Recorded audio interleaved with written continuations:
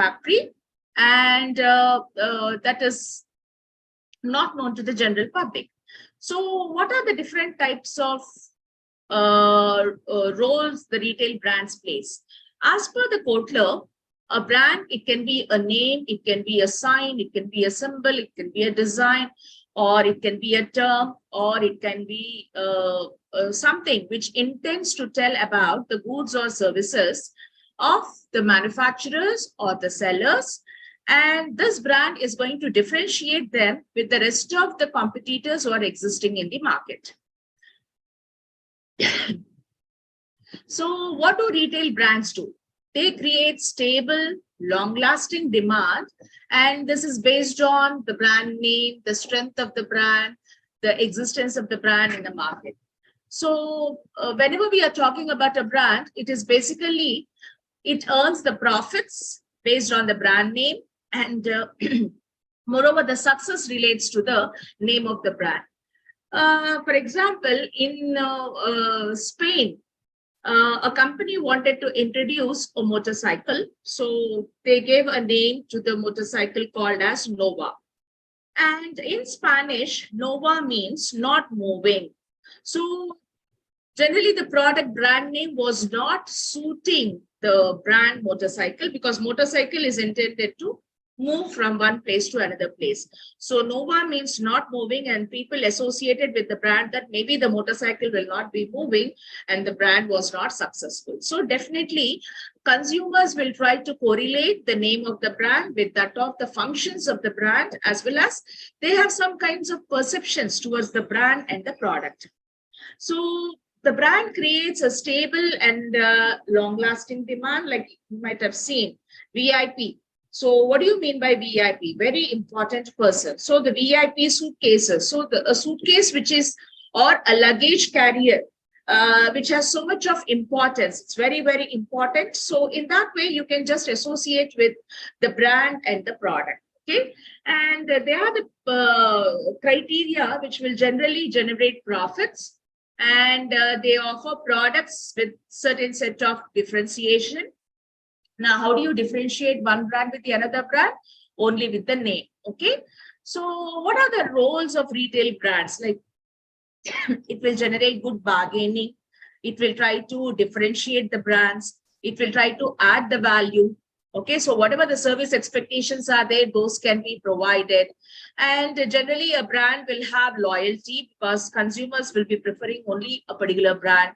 It will protect against the other products which are existing, the competitive brands, or we can also say that the duplicate brands.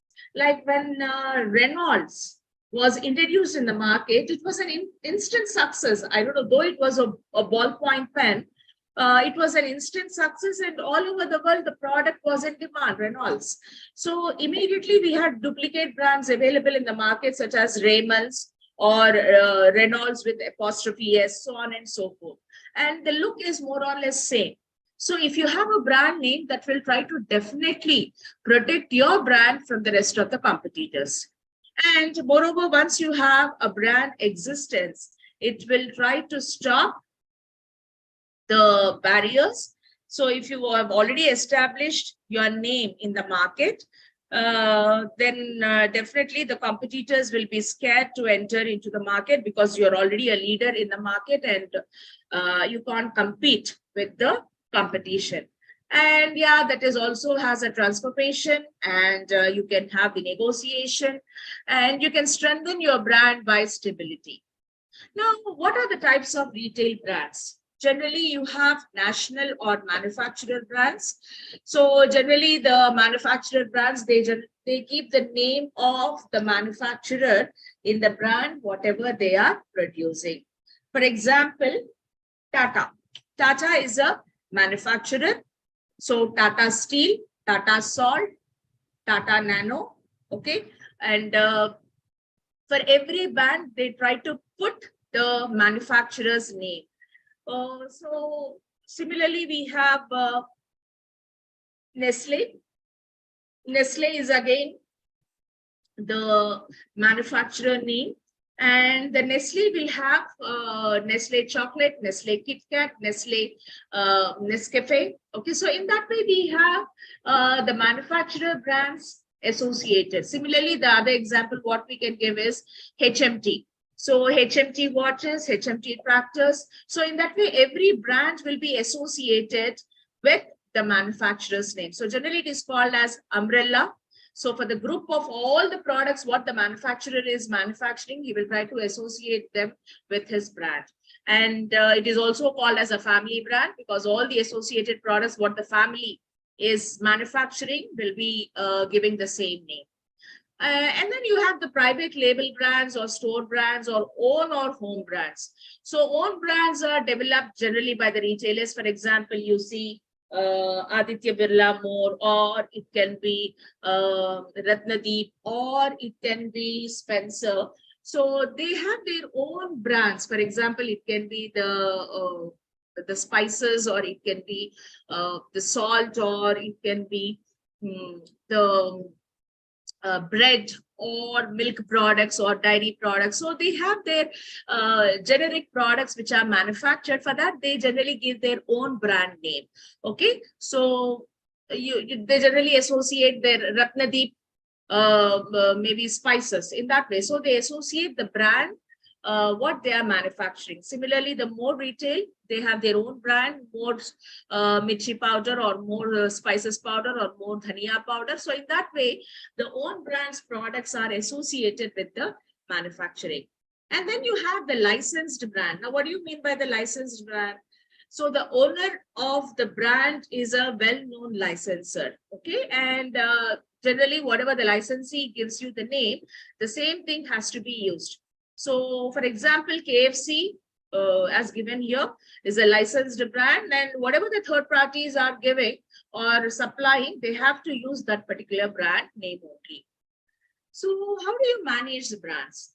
So, there's a life cycle theory for the branding also.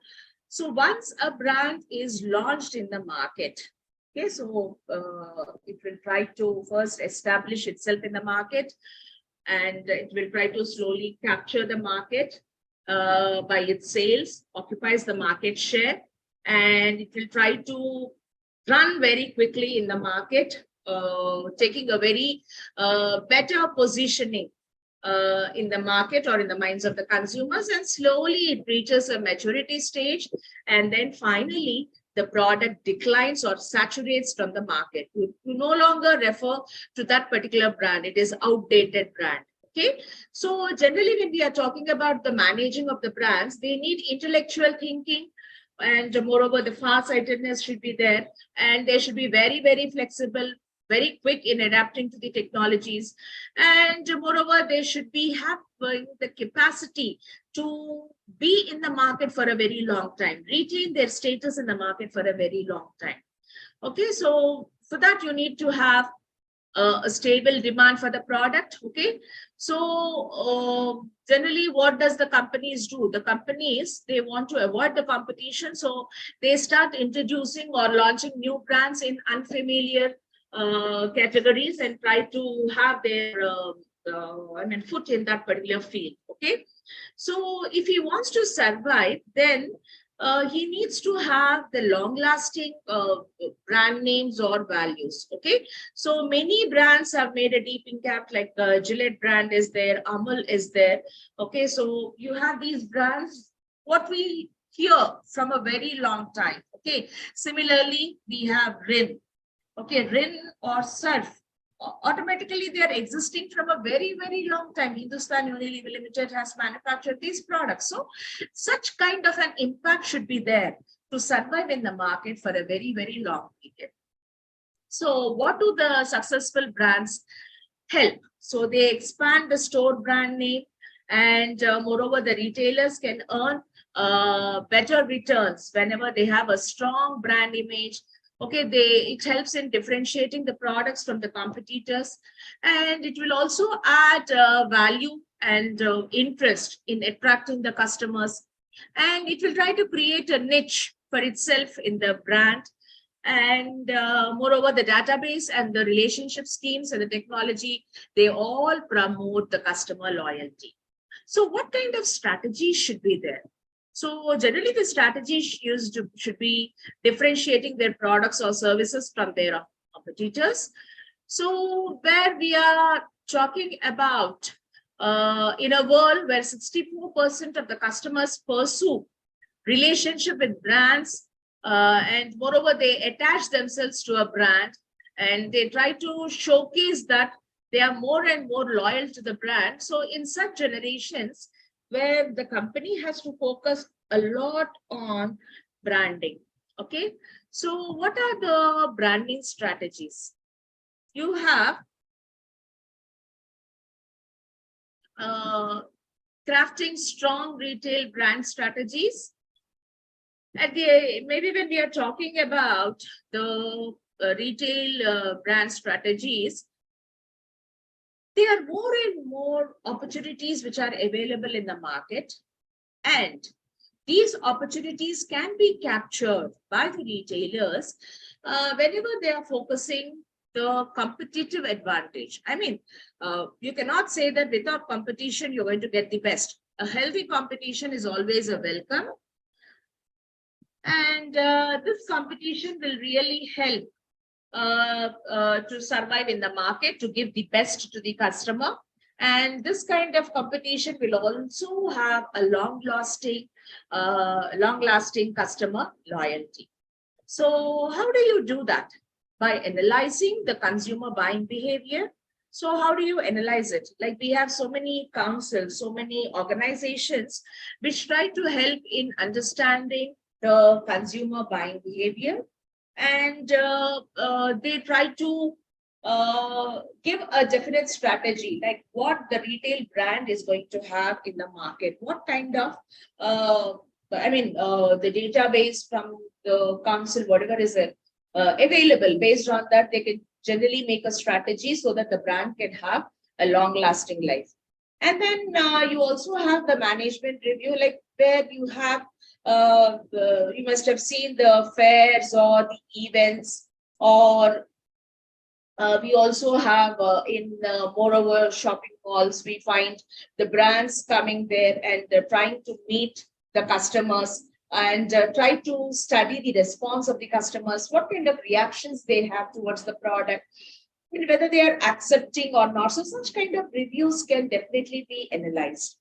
And apart from that, you also need to have relationship management. Now, what is this relationship management? So though in the earlier phase, it is not given much of an importance, relationship management is a long-term relation what the organization tries to maintain with the customers.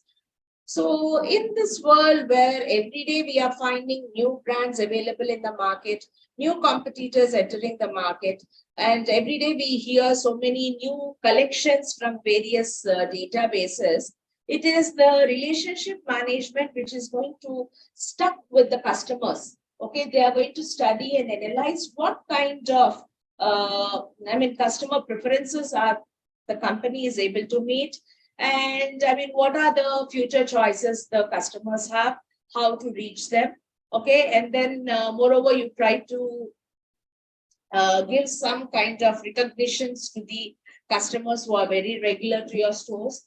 A regular buyer will definitely get some kind of a discount or some kind of a points or special offers. Okay, or it can be the free gifts or some kind of loyalty points. So this is the way where you try to maintain the relationship with the customers, and this is going to give a long lasting impact in the long run. Now coming to the next aspect is the external communication. Now what kind of external communication we are talking about? The promotional efforts what the companies or the retailers are trying to maintain.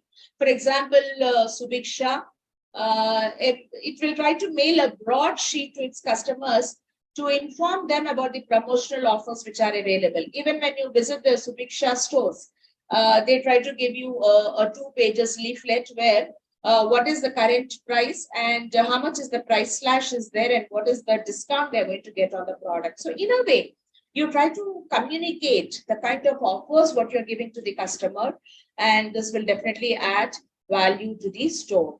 And you also have to motivate and train the staff to interact with the customers positively. And whenever there's a complaint from the customer, that should be taken positively and it should be resolved. And the behavior should be very polite, and they need to, the sub staff or the staff with whom the customers are going to interact should be trained appropriately, and suitable suggestions have to be given, and some kind of tactics have to be told to the staff and the people who are associated, so that even when certain hard situations are coming before, they should have the tactics to explain or give certain set of conditions or suggestions to the customers, which will definitely turn their negativity to the positivity. Okay, so there are most of the stores which have earned this credibility in the market. For example, pantaloons. Now, pantaloons, it is a low pricing strategy it follows, and then you have vast variety, and you have for every purse, you have the products available. So you earn less, you have a product available. You earn more, you have a product available. Now, coming to the brand extensions. Now, what do you mean by brand extensions? Extending the products in the same line of the brand. Okay, so new product categories will be added. Okay, new varieties will be added. It can be a related product or it cannot be a related product. For example, Tata Steel is different from Tata Salt, and Tata Salt is different from Tata Automobiles. So in a way, each are unrelated, but they have a brand extension. Okay, so we have Starbucks, and again that is from Tata, so it offers beverages. So that is where you need to have the extensions. You cannot be there in the market for a long time with one product giving the satisfaction to customers. You need to expand. You need to have a lot of customer base. That is what Reliance has done. Now, when Reliance was into textile marketing, nobody thought that, and it also was a leader in oil refinery. And there was a talk that definitely it is going to enter into direct distribution of petrol to the customers, Reliance petrol pumps. But without doing that, it has entered into Reliance telecommunication. Okay, so they entered into the telecommunication industry, and we have, it is doing superbly, I have to say, with Reliance Geo and all. Okay, and it has entered into the broadband, it has entered into the satellite television, whatnot. And then it has entered into the petroleum. Now it is there in Reliance Footwear, that is Footprint, Reliance Medimart, it is into medicines, it is into Reliance Technology, where the digital products are available. It is into Reliance Supermart, where all the grocery items are available. So that is how the brand has extended. So everywhere it is Reliance and Reliance, the family brand is there. But the products, what they were getting, are extended to such an extent that more and more varieties and choices are available with the customers. So a customer who wanted to buy, say, a grocery item, he doesn't have to go anywhere else. He just has to visit Reliance. If he wants to buy jewelry, there's also Reliance Jewelry which is available. So he can just go to the Reliance Jewelry and buy. So in that way, we find a lot of extensions. Similarly, Tata, as I said, Tata is also into jewelry, Tata is also into manufacturing, Tata is also into food and beverages. So in that way, where we have the multiple brands availability or multiple products availability under a single brand name, will try to allow the company to occupy a larger segment of the market. So it can be, there are 7 types of leverages what a customer will have. So it is a means to enter the market, and moreover, it will help in cost effectiveness. Definitely, you have economies in production and credibility of the brand. And definitely, it will try to improve the position and the brand image of the new products, because already is existing, already is doing so many things in the market. So definitely, the new brand is going to be in the similar line. and you perceive the quality to be utmost good, and it will also try to measure or reassure the customer that a branded a good product is being offered to them. And coming to the brand equity. Now, what is brand equity? So it is a set of assets and liabilities associated with the brand. So whatever the name, the symbol, the designation, the design, or whatever it is you're associating with the brand, the kind of value addition it can be associated is called as brand equity. Okay, so the brand assets, how do we define the brand assets? The first one being the loyalty. So a customer who repeatedly purchases the brand is often called as a loyal customer. Brand awareness, where you try to recall the product, you try to remember the product, and you try to give a positive note about the product, saying that, yeah, you can buy that particular product. That is what is called as awareness. Perceived quality, you always associate quality with the product. As I said, Tata, the moment I say Tata, yeah, that is full of quality. You never assume that a Tata product will have a deteriorating quality. So in a way, I mean, according to my perception, for me, it is Tata. In the similar manner, each of you might have a separate brand where you try to associate that with the quality. And the next is the association. Now, what kind of an association you try to put with the brand? So it is nothing but how well, how quick you're going to get connected with the brand. For example, here, Raymond's. When we say Raymond's, it is the complete man. So whoever is wearing Raymond suitings and shirtings is a complete man. Similarly, see it. When I say Seat tires, born tough. They are very tough. Now, a tire should be very tough, which should be riding on rough roads, smooth roads, hilly, whatever it is. So one word, one phrase will try to tell the brand name with the quality standards, or you try to associate the brand with the name. Okay, so, and then you have the proprietary assets. So it is the proprietor, the manufacturer who has an image in the market, the kind of channels he has, the relationships, what he tried to maintain, the performance, the value system, the patenting, all these will have some kind of a strength, what we can attach to the brand value. And then we have the management of service quality. Now, always a customer will try to evaluate the service or the quality with the services what he is getting from the brand or from the product. Okay, so it can be the reliability, that is, it can be the promptness of the billing or the delivery process. For example, Amazon, one day delivery it has to be doing. Similarly, simple Domino's pizza, where it says that 30 minutes. So if within 30 minutes it is not able to deliver the product, maybe, yeah, you can have your pizza free of cost. Okay, so, and the kind of guarantees or the warranties or the assurances what it is giving towards the product. And the tangibility, what you can see, what you can touch, what you can feel. So it can be the design, it can be the layout, it can be the salespeople. And the empathy, the kind of rapport what the customers have with the servicemen, the kind of information which is being transferred from the substaff to the customer.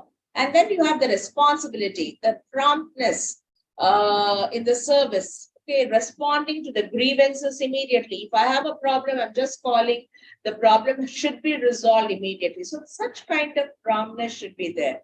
Okay, so all these services, along with that, we also have the intangible services. Now, what do you mean by intangible services? So intangible services are nothing but the services which are not tangible, which cannot be seen, felt, touched, but you feel happy with the service. The moment you're entering a supermarket, it is very cool. I mean, the environment there is cool. There's soft music which is being played, okay, and there's a wonderful fragrance. And the layout of the stores is very spacious. wherein you can just move from one rack to another rack. You can just pick your products. And there are trolleys available at everywhere where you can just pull out the trolley on the floor and you can carry your things. So all these are the intangible services. You enter at the door. There's a serviceman who has smiled saying good evening or good afternoon, and they just open the door with a broad welcome. That is a service. So these are all intangible services, what you cannot see, but which can be felt. So definitely your customer is going to associate himself not only with the tangible services, but also with the intangible services. Now, there are also certain factors which affect the service gap. Now, what is the service gap? The gap between the customer's knowledge or customer's service and the service what is being provided by the company. So what kind of a gap it can be? It can be a knowledge gap. Okay, so the expectations of the customers are different and the awareness levels of the retailers are, they don't have a detailed information. So definitely there's a gap understanding what the customer expectations are. That is the reason why, if you know this, the concept called Know Your Customer, KYC, has been introduced, where this gap can be reduced, or it can be, sometimes you can also avoid this kind of gap. So you have the personal information of the customer, his preferences, his choices, the kind of lifestyle what he has, okay, and or the kind of feedback what he can give, and if there's any suggestion, the suggestions can also be taken. Okay, so in a way, the knowledge gap can be reduced. And then you have the standards gap. So standards gap is nothing but it is the gap between the retailer's perceptions of customer expectations as well as the customer service standards. So what the customer is perceiving, what is he expecting from the retailer, and what the retailer is actually giving. That is the standards gap. So the standards gap can be regarding the quality service, or the functions or the service providers. The goals of the service providers differ from that of the customer, or it can be the maintenance. Okay, you have a problem, you just call them over a telephonic call to the customer service saying that, see, this is the problem what I'm facing. So immediately the customer service man says that we are going to send the technician within 24 hours. But 48 hours are over, 72 hours are over, that is 4 days, 5 days are over, there's no response from the retailer. So it is a standard gap. Maybe the customer is expecting a prompt service, but the retailer is not able to provide that prompt service. And then you have the delivery gap. So what do you mean by the delivery gap? So the retailer service standards and the actual service given to the customer. So if there is a difference between these two, that comes under the delivery gap. Okay. So for example, in the television advertisement, you promote stating that the product has 3 attachments. If suppose it is a watch, you will be given the color changing wristbands, maybe 5 or 6 colors. And finally, when the product has reached the customer, it is only a single strap where you can just turn it. 2 straps are given where you can just turn it to the other side where there's a different color. So what the customer understood is he is going to get 4 different set of bands, color bands, which he can change to his wrist along with the watch. But finally, it is understood that it's only 2 bands which can be used by flipping the side of the wristband. So there's a gap. The communication, what has been, the information what has been given to the customer was something different. So he was expecting a different kind of a delivery. And whereas the customer has been given a different kind of a delivery from the perspective of the retailer. So what the retailer thought, the customer didn't think, and what the retailer was given is not what the customer expected. And there can also be a communication gap. What has been promised by the retailer is not delivered, is not given to the customer. This can be due to the appearance, physical appearance. Sometimes when we when we look at the products online, the product seems to be very big, very elite, and whatnot. You attach so many configurations to the product. And finally, when the product is delivered, it is totally different, something different, what you did not expect. Though it resembles the looks, but when it comes to the shape and size, maybe it might be different. So it can be the physical appearance, or it can be the interaction, or it can be the problem solving, or the conveniences, or the promises. So whenever there is a communication gap, that will definitely hurt the sentiments of the customer. He will feel that he's being cheated because what has been told is not fulfilled. So such kind of gaps should be avoided by the retailer to sustain in the market for a longer period or longer time. And then we have the packaging. Now, generally, the packaging also communicates about the brand. Okay, you don't have to give a name to the product. The packaging style or the packaging color combinations, or maybe the shape of the packaging will communicate to the customer that this is so and so brand. Okay, so generally, if suppose you see this Maggi noodles, now in the packaging, it is very clearly mentioned that it is only 2 minutes. Okay, and you can just cook the Maggi noodles in 2 minutes. I don't think in reality we can do that. For that matter, any noodles will take more than 2 minutes to cook, but it is instant. I mean, you have the instant noodles also, where you pour hot water, retain them for 4 or 5 minutes, then definitely it is softens and then you can consume. So whatever the packaging is there, that will try to give a brand identity, a brand recognition, and yeah, definitely that will allow for a repurchase of the brand also. So there are a few elements, that is the pack structure. So it provides stocking as well as establishing brand equity, the structure of the packing. For example, Taj Mahal is there. So the moment you want to buy a Taj Mahal tea, you don't have to look at the Taj Mahal brand, whether Taj Mahal, because again, it is an umbrella brand where, I mean, not umbrella brand, it is where it is Taj Mahal, the different varieties of Taj Mahal brands, whether it is dust or leaf or whatever is available, or tea bags or whatnot. But the moment you see the Taj Mahal with the blue background, yeah, this is Taj Mahal. You try to identify the product. So that is based on the pack structure. The graphics, what communicates, I mean, the kind of messages what you try to provide it. Okay, writing of the brand name or the description, whatever it is, the style of the writing of the name, and the brand identity, the kind of loyalty what it has in the market. Okay, so the copy, it informs the customer about the product and it will tell that what are the characteristics and uses.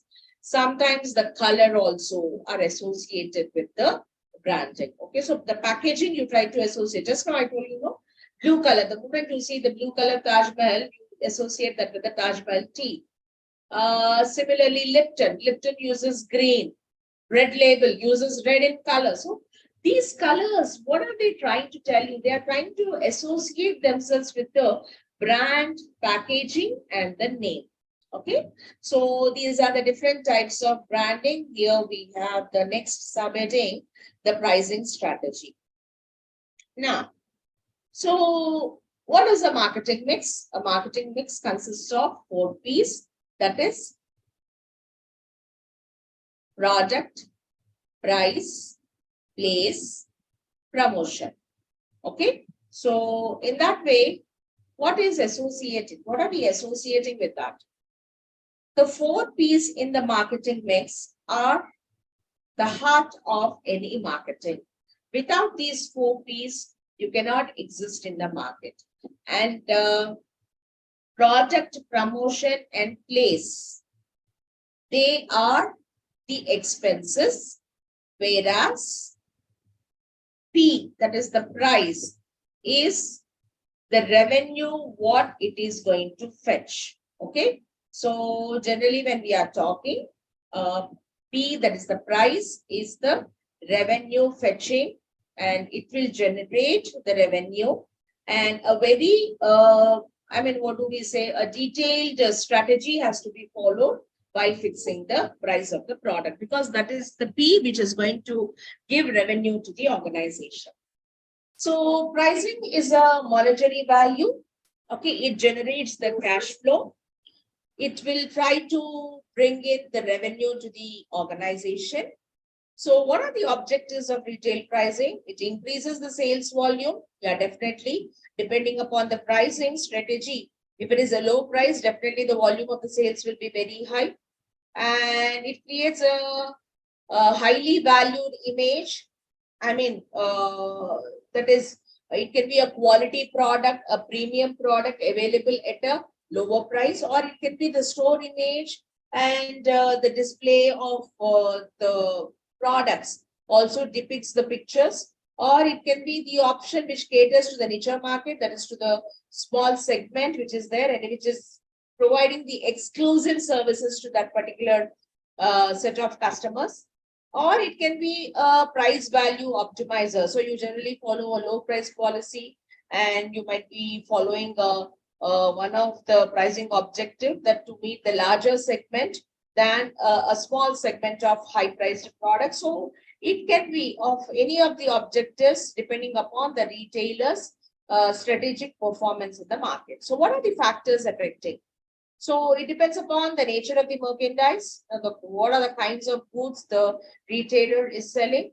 So if the retailer is focusing on selling the luxury products, he needs to follow a strategy because generally the luxury products are purchased by the elite customers or the high income group. So he has to charge a high price because the elite customers feel that a luxurious product comes for a very high price. Okay. So generally they follow the market skimming pricing strategy. What is skimming price? Introducing, whenever a new product is introduced into the market with high initial price, we call it as a skimming price. And whenever a new product is introduced with a low pricing strategy, low initial price, we call it as a penetration pricing strategy. Now, the kind of promotion, what you're putting on the product. So, when LG was introduced in the market, so instantly it has become a leader, the Korean brand, and it has spent a lot of money on the promotion, repeat advertisements, where the customers were forced to recollect, and they were all the time in their minds LG, LG. So in a way, they followed a strategy of a very strong promotion of the brand in the market. And when it comes to the price is also very high because whenever you're spending a lot on promotion, the prices will definitely be high. And are they getting any offers or the promotions? No, because the idea was when we are giving a quality product to the customers, there's no need to compromise on the offers or gifts. So if the quality is very good, the customer will be willing to pay the price. So on that quality, a lot of promotion was provided for the LG product. So this is the merchandise promotions, what they are doing. And other than that, the peak seasons, the festival seasons, if you see, you have the price offers available. For example, in this hot summer, you'll not get any discounts or offers on air conditioners and air coolers. Rather, you'll get all these in the off season. That is, in winter, you're going to get the discounts, you're going to get the offers, and comparatively, the price of the products is lesser than in the summer. So such kind of strategies can be followed by the retailers. And then you have the credit offers, okay, the EMIs, that is the equated monthly installments, 0% interest, and again, the zone location capability, where you follow a differentiated pricing strategy. Okay, so what do we mean by that? For example, MTR. This MTR brand is a local brand or a prominent brand which is manufactured in Karnataka. You have this Rava Idli mix, Rava Dosa mix, whatnot. They manufacture all this. So whenever this instant Rava Idli mix, a manufactured brand of MTR in Karnataka, the price is different. In the neighboring states, that is AP, Telangana and Odisha, the pricing is little different because we are the neighbors of Karnataka. And in the rest of the states, the price is different. For example, if it is 20 in Karnataka, it will be 22 or 23 in Telangana, and it will be 26 or 28 in other states. So differential depending upon the zones. The company is offering the product, a differential pricing strategy can be followed. And the kind of after sales service. Now, this is very, very important. So once you sell a customer a product to the customer, generally a seller thinks that the sale is over. But from the marketing standpoint, if a customer is satisfied, then only the sale is completed. If a customer is dissatisfied, you need to satisfy him by giving the after sale service, provide a very good service, provide extended warranty, and such kind of services will definitely drive a dissatisfied customer into a satisfied customer. So there are strategies, because after sale service, the warranties or the assurances what they give all depends upon the company to provide the products. And then you have the store positioning. So how do you position your product? For example, DMart is there. DMart follows a low pricing strategy where the products are available with lots of discounts. Similarly, when Big Bazaar was there, Big Bazaar was also focusing on low pricing strategy. Every day, every Wednesday, every day buying, you're going to get everyday discounts. So such kind of strategies are followed, which will be positioned in the minds of the customer that, okay, we can go to this particular store, definitely we are going to get quality products at a reasonable price. And you also have the supply demand factors. Yeah, definitely the grocery items or the foods or the vegetables. And nowadays we have these exotic fruits and vegetables also available. That is the bell pepper, yellow bell pepper, red bell pepper. All these are exotic, which are not routinely available. So the pricing strategy will be different for such kind of products. And yeah, competition, it will always be there in the market. So what is your competitor doing? What kind of a strategy the competitor is following will definitely depend upon the pricing strategy. And then you have the legal framework. So the legal rules and regulations, which are generally mandatory.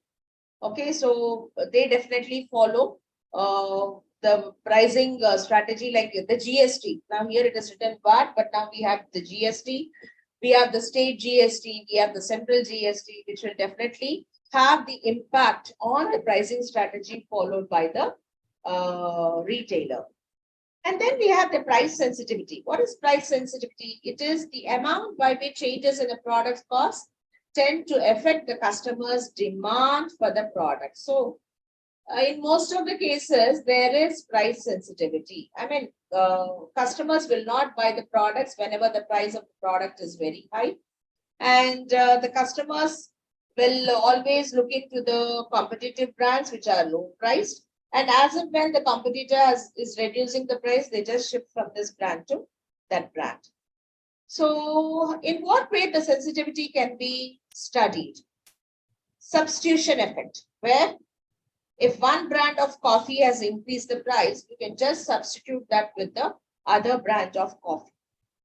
I mean, when the customer is very sensitive to the high pricing, he will often use the brands which are available at a lower price. So, unique value. So here, the customer might not be that sensitive whenever he is a loyal customer to the brand.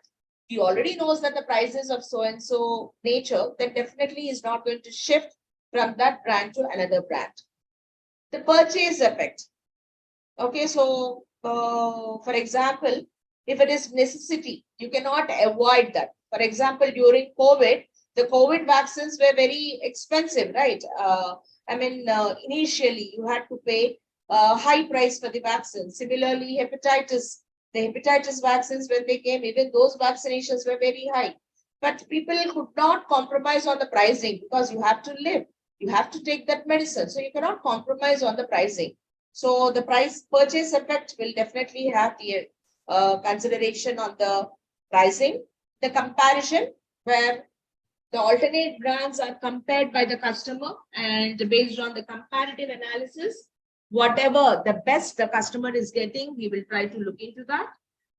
The quality effect, the price and the quality. For high price, you're getting a better quality. Then there's no question that you can compromise with the price. The expenditure effect. Now, whenever there's a recession, you get, or whenever the situation in the market where there's an inflation. Like very recently, we have seen the prices of tomatoes are 60 per kg, 80 per kg. Similarly, onions, 100 rupees per kg. So, I mean, the expenditure effect, because during that period, we had to get the onions from different places. So the transportation costs or some costs, which has increased the price of the product, you cannot make any compromise in those expenses. And you have the transparency. So when the buyer perceives the price falls outside a brand, which would be rated reasonably and fair, and they are more price sensitive. For example, whenever there is a short supply, okay, so maybe it can be due to the weather conditions. For example, there's an announcement that there would not be any milk distribution for next 2 or 3 days because the milk production has stopped, or due to the weather conditions the milk is not delivered or something. Immediately what people will do, they just go to the market and then buy milk in huge quantities. They create scarcity, whatever may be the price. I know the situations where I think maybe 15-20 years back, or maybe more than 20 years, there was a rumor that there would be shortage of salt. So during that time, the salt packet was sold for 1 rupee. I'm talking about 25 years back. So the salt packet, which was sold for 1 rupee, 1 kg, seeing the demand, the vendors have increased the price where they charged 10 rupees for 1 kg salt. So 9 rupees profit they could make. And there was black marketing also. People started hiding the salt packets and selling them at a little more higher prices. So this is all called as the transparency effect. Okay? And what are the different pricing strategies and the approaches? So as I already said, whenever a new product is introduced into the market, you either follow a skimming price where you try to charge a very high price for the introductory price, or it can be the market penetration where you charge a low initial price. Okay, and then you have the approaches.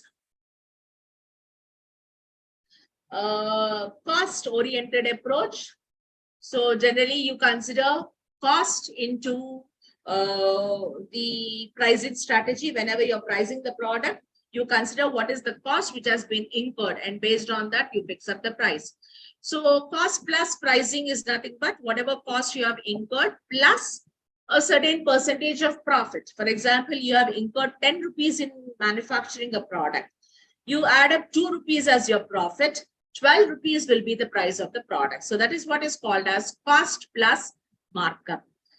Rate of return. Now, rate of return is nothing but to manufacture 100 units of a product, you incurred 1,000. Okay. So if this 1,000 would have been deposited in a bank, or you would have lent this money to a third person, he would have paid an interest of say 10% on that. So 1,000 plus interest 100, you would have received 1,100. Okay. So the return on investment should be equal to 1,100. Whatever the pricing strategy you have applied in investing that 1,000 and in manufacturing the product, the return should be equivalent to 1,100. So that is what is called as rate of return pricing. And then you have demand-oriented approach. Based on the demand, you try to charge a price. So generally, it is the discriminating pricing. So discriminating, you might have seen the products in on the footpaths, or the products which are generally available on the roadside market, fruits, vegetables. It all depends upon the way you bargain. He says 100 rupees and you bargain that to 80, and someone else will bargain for 60. That is called as discriminating pricing. The same product is sold to different set of customers at different times by charging different prices. And backward pricing. What is this backward pricing? So it depends upon the customer's willingness to pay. Okay. So what do you mean by the willingness? That is quality. So you might have seen vegetables available in the market, fruits available in the market. You can check the apples.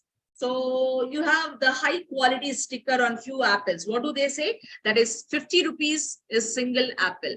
And you also have a local brand of apple available for 20 rupees. So it all depends upon the customer. If he's willing to pay 50, he's going to buy the high quality apple. According to his perception, the apple is very good. Or he might go and buy a 20 rupees apple. So it all depends upon the customer's willingness to pay a high price, and it all depends upon the quality.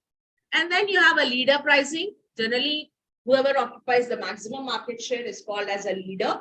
So whatever the leader charges, you generally follow that pricing. Okay, because a leader is charging a high price, you follow that strategy. If a leader is charging a low pricing strategy, you will follow that pricing strategy. Competitive, you just check what the competitors are doing, what kind of a pricing strategy the competitors are following. Based on that, you try to charge from the customer for that particular product. And then you have psychological pricing. What is the psychological pricing? It is also called as odd pricing. Bata pricing, we have to say. 999 rupees, 95 paise. So psychologically, you feel that, okay, this is less than 1,000. If it is 1,000, it is a round figure where you feel that you have paid more. But if it is odd pricing, you feel that you have paid less. 49 rupees, 95 paise. Okay, it is not 50. So psychologically, a customer feels that the price of the product is less. And then you have the everyday low pricing strategy to have the continuous traffic of the customers. This kind of a strategy is followed. So this is generally Big Bazaar or Food Bazaar. They follow these strategies. Now coming to the impact of pricing strategies on formats. So generally the retail formats, each of them, they follow a suitable pricing strategy. So when we are talking about the price-led classification, generalists, they generally supply all the products, like you have the hypermarkets, discount shops, or dollar shops. Or it can be the specialized brands like category killers or multi-brand stores. So depending upon the general categories, it is a normal pricing strategy which is followed. Whereas for the specialists, generally the prices will be very high. If at all you have compared boutique, there's a boutique. Now boutique has specialized designed dresses or garments. The prices will be different. But if you go to say some other shop, it can be South India or it can be Jeans Corner or anywhere, the same dress might not be that specialized, but you're going to get at a different price. So that is what I mean, the general category of the availability and the specialist category of the availability. So this is what all about pricing. Now coming to the promotion. So why is promotion important? Without promotion, without advertisement, nothing can be sold in the market, right? So unless you know that there's a brand available, unless you know that the products are available, unless you know a variety is available, you're not going to buy and purchase the product. You're a manufacturer who manufacture quality products, and you put all those quality products for the display in your shop, but nobody knows. So though you have quality products, because lack of awareness, a customer will not come and buy. So you need to promote, you need to brand yourselves in the market. So there are many elements in retailing strategy for the promotion. It can be advertising, or it can be the public relations, or it can be personal selling, or it can be sales promotion. So depending upon the objectives of the retailer, a promotional strategy will be followed. Okay, so I mean the objective can be gaining brand image or selling at a low price, or it can be a very good quality standard. So depending upon what are your objectives as a retailer, based on that, the promotional objectives will be framed. Okay, so generally to improve the long run performance, that is, I mean, you want to have a strong store image or public services, institutional advertising is to be done. Okay, so you have to institutionalize your advertisement for all the institutions under one brand. a very good promotion has to be created. So it can be creation of a positive image of the store. You tell about all the positive features because it is a long term. You are here in the market to stay for a very long period. Then definitely you need to have a very good store image. And then it can be a public service promotion. Okay, so the services. Now, what are the services? It can be charities, or it can be providing scholarships, or providing the merchandise to the local authorities, or that is the local charity houses, or free arms, or free services. So all these will definitely pay a very good promotion. And apart from that, we have short-term objectives. Now, what is short-term objectives? You want to increase more customer base. You want more and more customers to come forward and buy your products. And apart from the existing customers, you also want to add new customers. You want to attract new customers. With it can be covering the geographic area, or it can be covering the nearby localities, or it can be the income levels, or it can be the age of the population, whatever it might be. You want to increase your customer base by adding more and more customers. And interdependence. What do you mean by interdependence? The two-way arrow. Like, for example, the picture shows that from the existing trade area to the new trade area, there is interdependence. So when you want to achieve something, you cannot do all alone. You need to have the interdependency, which affects the long-term future goals of any retailer. Now, you have the retail communication mix. Now, what do you mean by retail communication? Communication is nothing but promotion. Unless you speak, unless you show, unless you make them hear, you cannot promote your brand in the market. Okay. So, what are the factors which affect the communication? It depends upon the nature of the product. Okay. So, what kind of a product you are selling? If the product is of heavy nature, a lot of weight is there, then you have to sell that in a stores. It cannot be done through door-to-door or personal selling. You have to go for the display or advertisement. And if the product requires technical information to be supplied, I mean, you have the demonstrations or something, then it is always better you sell that from the stores. Okay. And it also depends upon the nature of the market. So if there is lot of information and persuasion, then it is better you go for the personal selling, where you try to persuade the customer. You give a lot of suggestions, a lot of options, and tell them that how good the product is, and if what are the kind of benefits they're going to get after buying the product. So it also depends upon the nature of the market, and it also depends upon the life cycle stage of the product. If it is in the initial stage, introductory stage, intensive advertising, heavy advertising, repetitive advertising should be given.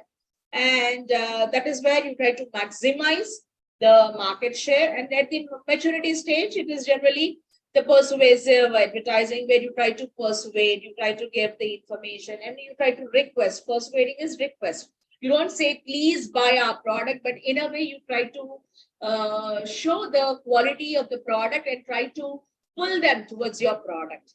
Okay, so market penetration, where you want to penetrate the market slowly, then you need to spend a lot of money on the middlemen or the people who are going to motivate and push the products into the market.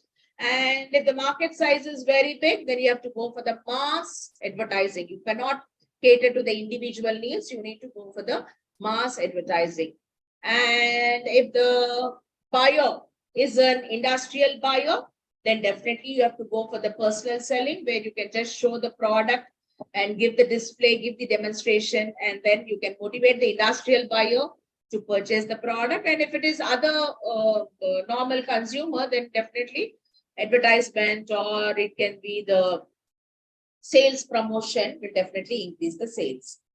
Okay, and then the distribution strategy should be that either you have to follow advertising or personal selling, or advertising or sales promotion. So in a way, you have to use the combining strategy, wherein you can just pull in your product into the market. And yeah, the pricing strategy, what you're following, the cost of the promotion, definitely whatever promotion expenditure you're spending, that would be included in the price. So your pricing strategy should be accommodating the cost of promotion. And for these two, if you want to do it, definitely you should have enough funds to mobilize the promotion or the communication strategy. So here I stop. We will start with the advertising in tomorrow's session. Thank you. Thank you, ma'am.